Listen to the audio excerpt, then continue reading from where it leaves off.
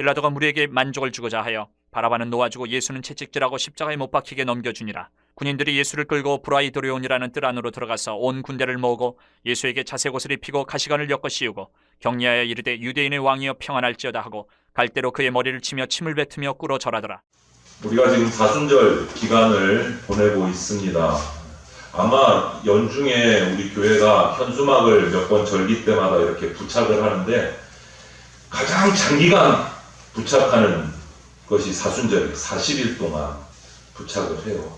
그 가운데 여러 절기들이 포함되어 있고 아까 이제 광고 드린 것처럼 다음 주일 지나고 나서는 또 일주일 동안 고난주간도 사순절 마지막 주간으로 포함이 됩니다. 그러면서 우리가 설교도 그렇고 여러분에게 드리는 말씀도 그렇고 예수님의 고난을 계속해서 사순절 기간을 우리가 살피고 있습니다. 예수님의 삶 전체, 그 전체가 고난으로 가득 차 있습니다. 그래서 오늘은 특별히 눈에 확 띄는 우리가 가장 대표적인 고난, 우리가 느껴지는 고난, 채찍, 가시면류관, 그것을 오늘 말씀에서 예수님의 고난 중에 살펴보려고 합니다. 이 채찍과 가시면류관에서 주는 그 의미들을 오늘 살피면서 예수님의 고난이 어떤 것일까 내가 한번 마음으로 느껴보기도 하고, 그러면 예수님을 따라가는 그리스도인으로서 나는 어떤 도전을 받고 어떻게 살아가야 될까, 이것도 우리가 다시 한 번 더 이렇게 고민해보고 결단하는 시간이 되면 좋겠습니다. 주님의 고난이 이제 점점점 눈에 보이는 고난으로 지금 구체적으로 바뀌는 거예요. 예루살렘 성에 나귀를 타고 들어오실 때는 환호성을 받았습니다.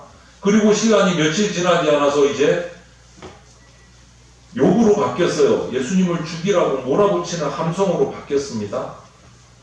그리고 나서 또 재판을 받습니다. 체포당합니다. 재판을 받습니다. 점점 구체화되고 오늘 우리가 나누고자 하는 말은 정말 우리의 육신에 피가 흐르는 고난으로 다가오는 순서입니다. 겟세마네 동산에서 체포를 당하시고 재판을 받으러 가십니다.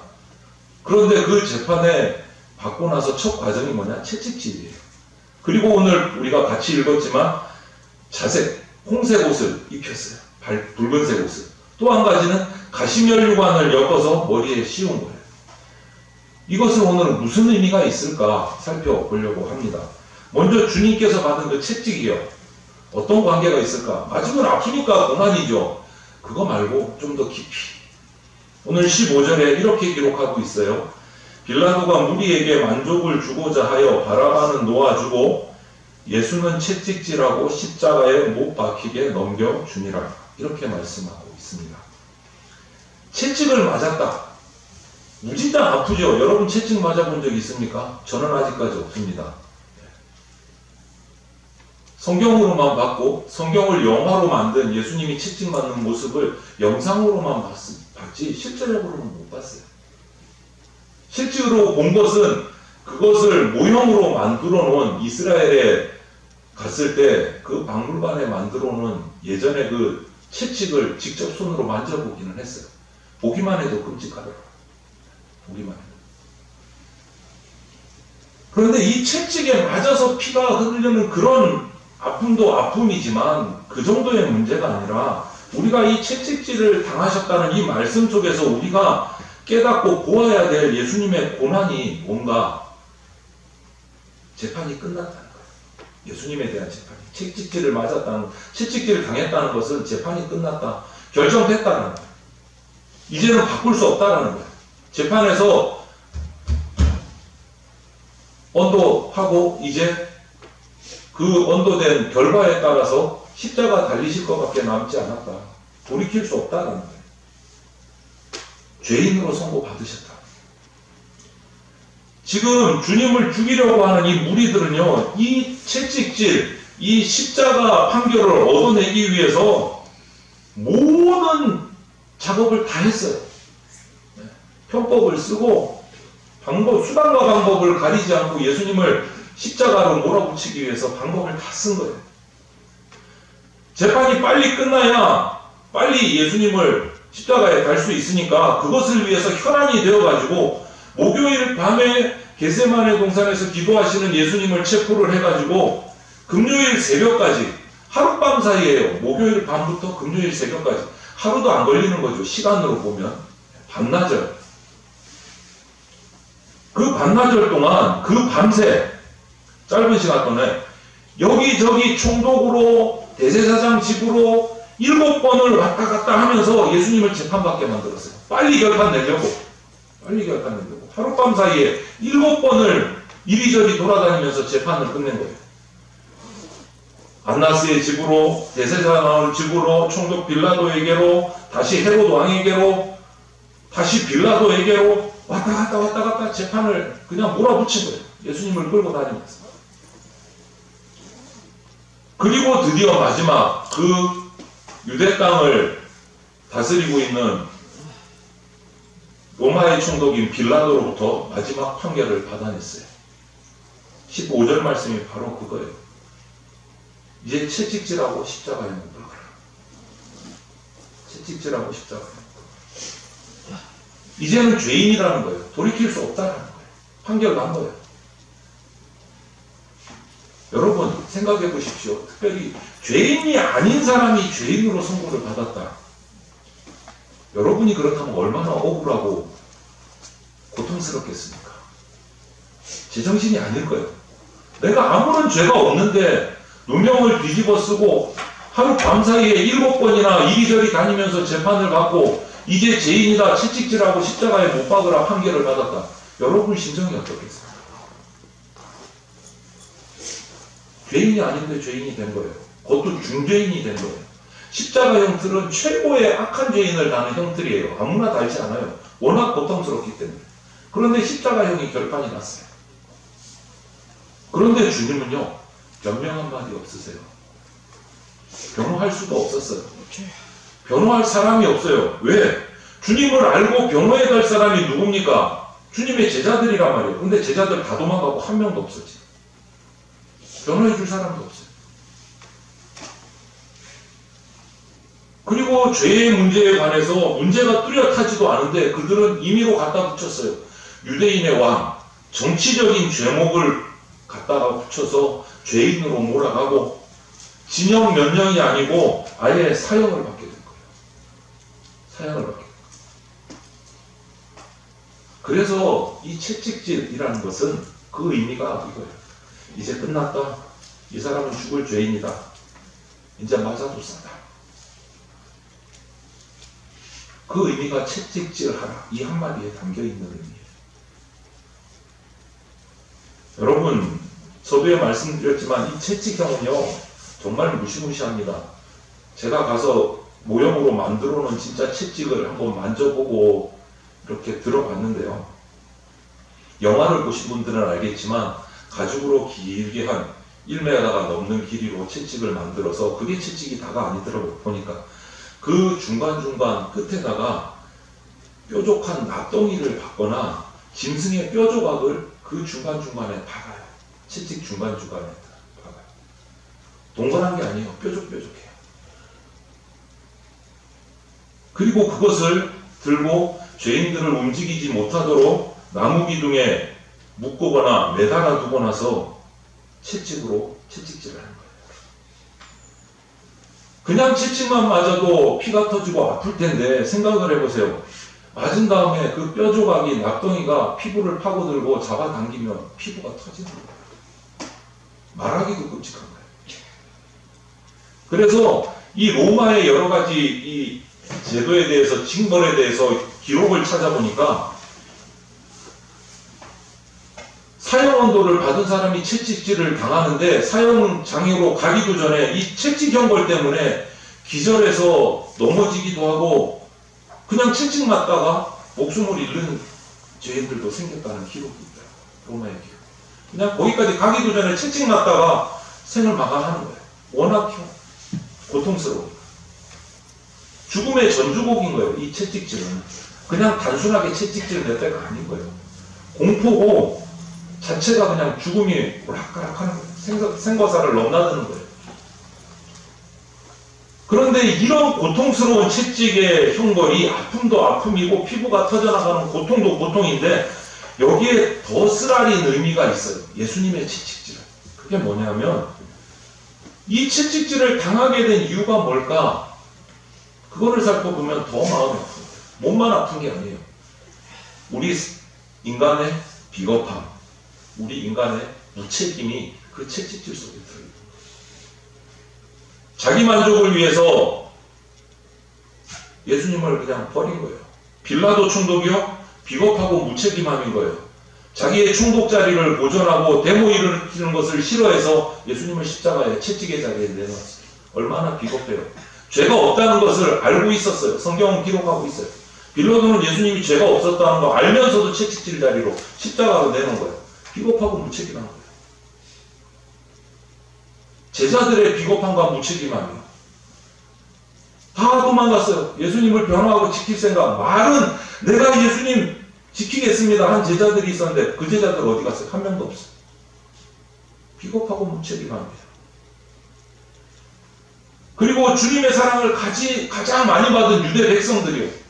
수많은 기적으로 병고침 받았습니다. 배고플 때 배부르게 먹었습니다. 심지어는 죽은 사람이 살아나기까지 했습니다. 절름뱅이가 일어나서 달렸습니다. 눈먼 자가 눈을 떴습니다. 그 엄청난 기적의 은혜를 받은 유대 백성들이 예수님을 십자가에 못 박으라 외쳤어요. 그들의 비겁함이요, 무책임함이요. 이것이 예수님의 채찍질 속에 들어있는 더 아픔이에요. 더 아픔. 여기에는 정의도 없습니다. 양심의 가책도 없습니다. 진리도 없습니다. 하나님을 두려워하는 모습이 전혀 없어요. 그런 거 다 아랑곳하지 않고 예수님의 채찍질하라 십자가에 못 박아요. 고난받기. 그렇기 때문에 예수님이 받은 이 채찍은 그냥 찢어지고 상한 그 고통, 그것을 넘어서서 비참함이에요. 그런데 안타까운 것은 이 채찍질이 고난의 절정이 아니고 이제 고난의 시작이라는 거예요. 이 채찍질이. 채찍으로 맞으신 이 고난보다 더 큰 고난이 있었습니다. 그게 뭐냐? 가시면류관. 가시면류관을 엮어서 예수님의 머리에 씌웠습니다. 고난의 아픔으로 얘기하자면 채찍이 훨씬 더 아파요. 가시면류관보다. 우리 교회도 저기 가시나무가 있어요. 고난주간에 이제 이 꽃을 장식할 때 그 절기를 의미하려고 가시나무가 저기 보관되어 있는데 거기 한번 오늘 내려가시다가 한번 손으로 한번 살짝 건드려 보세요. 뜨끔하실 겁니다. 그런데 그것을 둥글게 엮어서 머리에다가 씌웠다고 생각해요. 그런데도 채찍이 더 아파요. 아픔은 가시면류관보다. 그런데도 가시관의 고통도 엄청나죠. 피가 흐를 겁니다. 고통스러웠을 겁니다. 그런데 이 가시면류관의 더 큰 아픔은 따로 있어요. 가시면류관의 의미가 뭡니까? 조롱이에요. 멸시예요. 희롱의 아픔이 있어요. 예수님이 웃음거리가 된 거예요. 이게 무슨 말이냐? 그냥 비슷하게 모양을 만들어 놓고 조롱했다는 거예요. 여러분, 면류관은 누가 씁니까? 왕이 있어요. 그런데 가시면류관을 씌웠어요. 무엇을 말하는 겁니까? 왕이다 라고 상징을 해놓고 가시면류관을 씌운 거예요. 그리고 자색옷을, 붉은 옷을 입혔습니다. 홍포라고도 해요. 왕들이 입는 옷이에요. 붉은색은 아무나 못 입어요. 신분사회에서. 붉은 옷을 입혔습니다. 그것도 왕의 옷은 아닐 거예요. 로마 병사들이 어디 붉은색 천을 갖다가 예수님께 걸쳤을 겁니다. 정말 놀림감이죠. 왕의 모습을 갖췄는데 왕의 모습이 아닌 거예요. 놀리는 거예요. 그리고 다른 성경을 보니까 손에 갈대도 쥐어줬어요. 왕은 손에 무엇을 들고 있습니까? 금호를 들고 있습니다. 명령할 때 쓰는 거. 근데 갈대를 쥐어주고 왕 노릇 한번 해봐봐 이러는 거예요. 면류관도 썼지, 홍포도 입었지, 홀도 들었지, 네가 왕이라면서 유대인에 한번 왕 노릇 해봐 이러는 거예요. 웃음거리를 받는 거예요. 그리고 나서 그들이 뭐라고 합니까? 주님께 침을 뱉었습니다. 머리를 쳤습니다. 그들에게 가증스러운 절을 합니다. 정말 절하고 싶어서 절한 겁니까? 놀리는 거예요. 그리고 나서 마지막으로 18절에 뭐라고 얘기합니까? 유대인의 왕이여 평안할지어다. 지금 상황이 평안할 상황입니까? 가시면류관 씌워놓고 빨간 천을 뒤집어 씌워놓고 갈대 손에 들려놓고 유대인의 왕이여 평안할지어다. 정말 비참한 조롱인 거예요. 가장 치욕스러운 자리인 거예요, 여러분. 정말 모욕스러운 자리인 거예요. 이것은 지금까지 예수님이 유대 땅에 오셔서 예수님의 행하셨던 예수님의 말씀과 기적과 예수님 존재에 대한 완전히 부인하는 거예요. 너 그런 사람이었어? 나 몰라. 이런 거예요. 네가 무슨 일을 했는데 뭐 한 게 뭐가 있다고. 이런 의미인 거예요. 예수님의 사랑, 예수님의 진리의 말씀, 예수님의 기적의 사역들을 다 없애버리는 모습이에요. 다 없애버려요. 한마디로 너는 가짜다. 너는 위선이야. 허위야. 너는 그냥 물거품이야. 그냥 한번 지나가면 사라질 존재야. 이렇게 말하는 거예요. 그냥 고난이 아니고 더 깊은 고난으로 실패가 아니고 더 실패의 자리로 몰아붙이는 모습이 바로 이 가시멜루만의 고통이에요. 그냥 피부가 찢어지고 피나는 정도가 아니다. 여러분 한번 생각해 보세요. 어느 순간인가 내가 있던 그 자리, 나의 자리에서 내가 인정받지 못하고 내가 무시당하고 있다. 여러분 어떤 마음일 것 같으세요? 억울하시겠죠? 배반감에 정말 치를 떠실 수도 있겠죠. 바로 주님이 당하는 이 큰 고난이 가시멜류관에 담겨져 있는 그 조롱의 의미예요. 우리와 비교할 수 없는. 그리고 나서 로마 병사들은 그걸로 만족하지 못합니다. 예수님의 또 그 입으셨던 세마포 새 옷은 자기들이 제비 뽑아서 가져갑니다. 여러분, 예수님을 꼭두각시를 만들어 놓고 조롱하고 비판하고 이것이 가시멜류관의 의미예요. 여러분, 예수님의 이 고난 속에 나타난 채찍, 가시멜류관 엄청난 의미를 가지고 있는 최악의 고난이에요. 최악의 고난. 그런데 우리가 여기서 이것으로 끝나면 안 되고 예수님의 제자로서 그리스도인으로서 하나 더 영적으로 우리가 예수님의 그 고난과 희생을 깊이 묵상해야 될 부분은 따로 있어요. 먼저 채찍을 보면 그 채찍을 통해서 채찍의 고통을 통해서 우리는 하나님의 은혜를 만날 수 있게 됐어요. 하나님의 은혜. 이미 구약에 예수님이 이 땅에 오시기 전에 구약에 이사야서가 있는데요. 이사야 선지자가 이사야서 56장에서 이런 말씀을 예언을 해놨어요. 그가 징계를 받음으로 우리가 평안을 누리고 그가 채찍에 맞음으로 우리가 나음을 입었도다. 예수님이 오시기 전에 이미 예언한 말씀이에요. 예수님이 채찍 맞을 것도 예수님이 고통받을 것도 그런데 그 고통을 통해서 우리가 평안을 얻고 나음을 얻을 거다. 예언을 해놨어요. 한마디로 말하면 그 예수님의 채찍의 고통 덕분에 우리 영혼이 회복된다는 거예요. 정말 염치가 없죠. 죄송하죠. 그런데 그렇게 하시려고 이 땅에 와서 우리를 대신해서 채찍 맞으셨다. 그렇게 하시고 우리를 치료하는 은혜의 고난이 예수님의 채찍에 있어요. 우리의 질병을 고치시는 기도가 예수님이 맞으신 그 채찍의 고난 속에 있어요. 시험을 이기게 하시고 우리 죄인을 회복시키는 치료의 은혜가 그 채찍 가운데 있어요. 예수님께서 받으신 그 채찍의 고통, 찔리신 그 고난의 흔적들, 그 자리에 우리 영혼과 육신을 치유하는 생명의 강물이 흘러나오는 겁니다. 그 강물에서 우리 영이, 우리 육이 치료받을 수 있는 겁니다. 여러분, 예수님의 이 치유의 강물, 채찍의 보혈로 흐르는 강물 속에서 어리석음을 씻으십시오. 절망을 씻으십시오. 고통을 씻고, 고독을 씻고, 눈물을 씻어내시고, 병을 씻어내시기를 바랍니다. 우리 죄악을 씻으실 수 있습니다. 여러분, 정말 예수님의 이 채찍과 가시멜류관만 이렇게 묵상을 해봐도 막 눈물이 흘리려고 하는데 염치가 없지만 거기서 주님 나 좀 고쳐주세요. 이 말이 나올 것 같지가 않아요. 그런데 성경에 보면 구약의 다윗 왕을 한번 보세요. 다윗 왕이 엄청난 범죄를, 간음의 범죄를 저질렀습니다. 선지자를 통해서 하나님께 책망을 받아요. 하나님으로부터 너 죄지었잖아 책망받았을 때 다윗이 맞아 나는 죽일 놈이야 하나님 앞에서 면목이 없어 나를 죽여주십시오 이랬을까요? 아니요 그렇게 말씀하지 않았어요. 다윗 왕이 뭐라고 얘기한 줄 알아요? 너 죄지었잖아 할 때 다윗 임금의 고백은 이거였어요. 주님 나를 좀 씻겨주십시오. 우슬초로 씻어주십시오. 깨끗하게 씻어주십시오. 이렇게 기도했어요.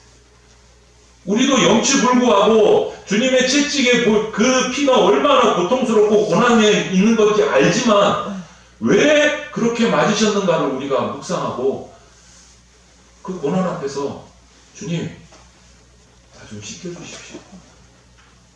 기도하셔야 돼요. 나 좀 씻겨주십시오. 내 죄를 좀 지워주십시오. 기도하셔야 돼요. 그것이 예수님이 채찍을 맞으시는 목적이에요. 목적이에요. 우리를 깨끗게 하시려고 우리 대신 맞으실 거예요. 그리고 가시멜관을 보면 우리가 피 흘리고 머리에서 피가 흘리고 찢어지고 이것을 보면서 우리가 아픔을 느끼는 것도 중요하지만 왕이신 예수님께 내 왕이신 예수 그리스도를 발견해야 돼요. 나의 왕이신 예수님을 발견해야 돼요. 그런데 이 왕이 왜 하필이면 금멸류관도 아니고 가시멸류관을 쓰셨을까?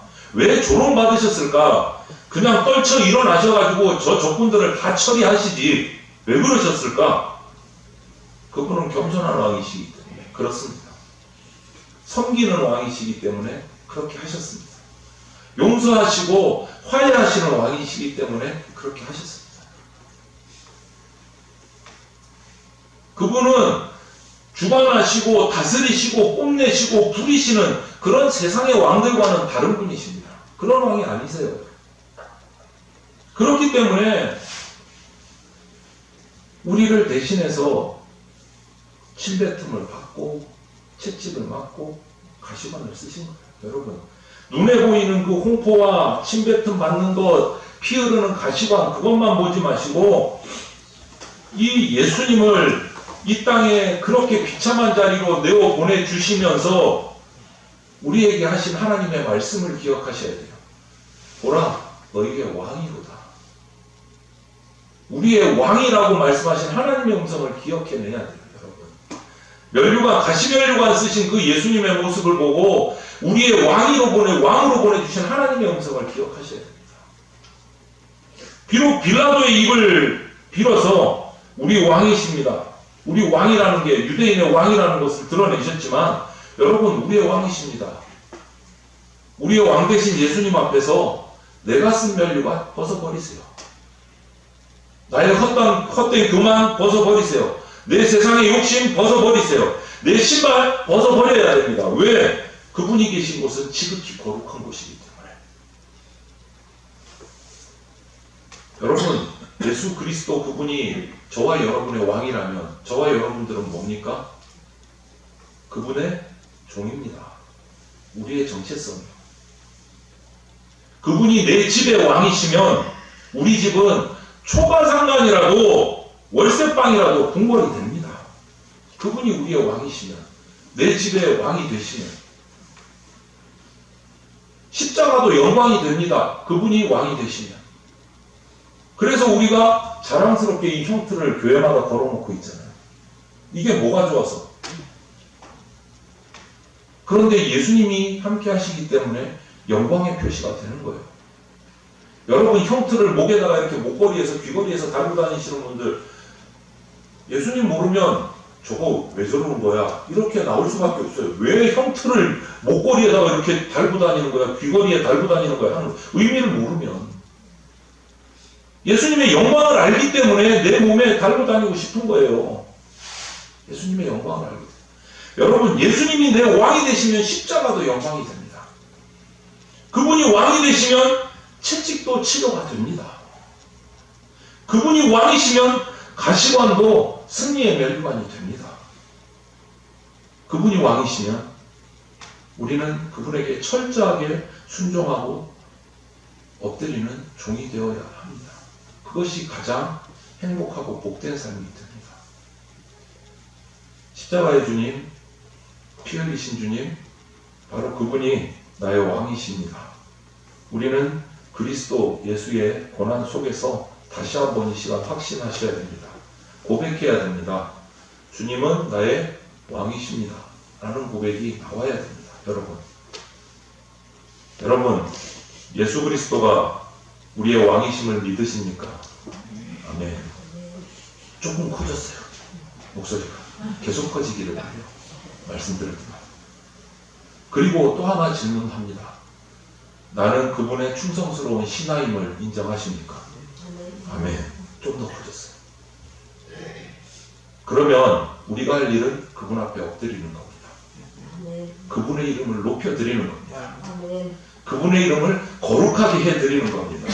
그분만 영광스러운 찬양을 돌려드리는 겁니다. 그게 그분의 신하된 우리가 해야 될 삶의 목적입니다. 그분 예수 그리스도를 바로 나의 왕으로, 나의 창조자로, 나의 치료자로, 나의 구원자로 맞아들이시기를 바랍니다. 그때 저와 여러분을 인도하시고 다스리시는 분이, 회복시키시는 분이 되어주실 겁니다. 저와 여러분이 구원주이신 이 예수님 앞에서 고백하면 좋겠습니다. 주 예수여 어서 오시옵소서. 나를 다스려 주시옵소서. 나를 치료하여 주시옵소서. 내가 주님 앞에 진실한 삶을 살게 해 주십시오. 주님께 충성하게 해 주십시오. 나의 왕이신 주님만 나의 영광이 되어 주십시오. 이것을 위해서 내가 주님 날 대신해서 받으신 채찍질, 날 대신 위에 쓰신 가시관 절대 잊지 않겠습니다. 이를 위해서 나도 갈보리 길로 인도해 주십시오. 라는 고백이 우리 가운데 있기를 소망을 합니다. 우리는 영광받고 대접받고 화려하고 권세 있는 자리에서 예수님을 왕으로 부르는 것이 아닙니다. 여러분, 십자가 자리에서, 채찍 맞는 자리에서, 면류관 쓰고 피 흘리는 자리에서 누가 예수님을 조롱했듯이 우리를 조롱해도 아닙니다. 당신은 나의 왕이십니다.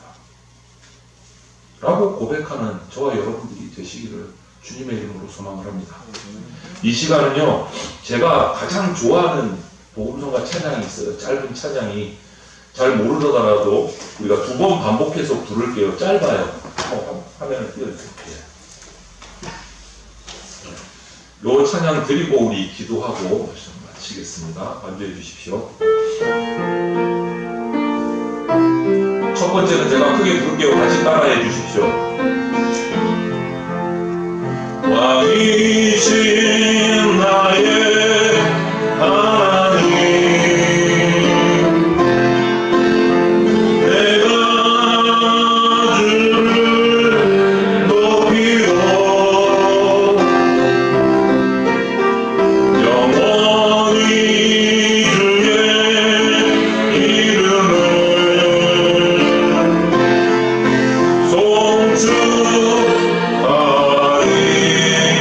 송축하리이다. 한 번 더 크게 찬양합니다. 왕이신 나의 하나님,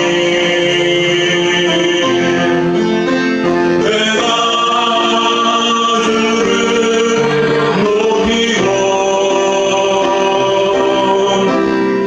영원히 주의 이름을 송축하리이다.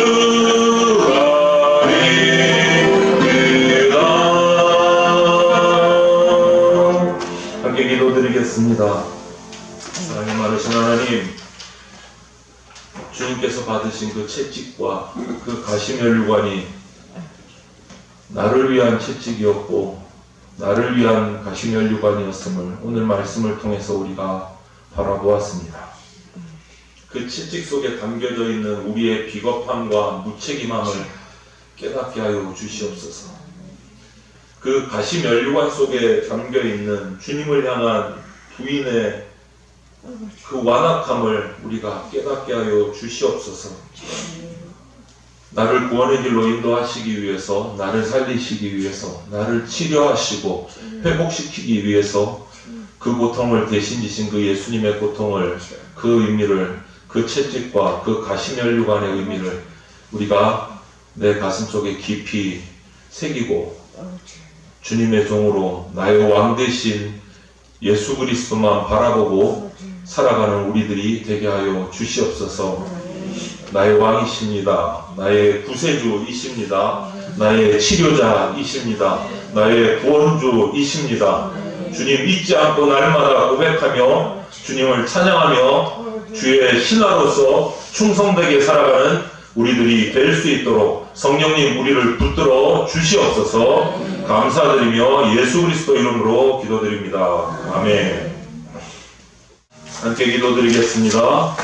주 예수 그리스도의 피 묻은 십자가 은혜와 독생자를 보내주신 하나님 아버지의 그 크신 사랑과 지금 이 순간에도 역사하고 계시는 성령님의 보호 인도하심이 나의 죄를 대신 지신 십자가의 주님, 피 흘리신 주님, 나를 위해 채찍과 가시면류관의 고난과 조롱을 감당하신 그 예수 그리스도를 나의 영원한 왕으로, 나의 구원주로 진심으로 고백하며 그의 길을 따를 것을 결단하는 대전 장로교회 성도들과 이 자리에 예배하는 모든 주의 백성들 머리 위에 영원토록 함께 있을지어다. 아멘.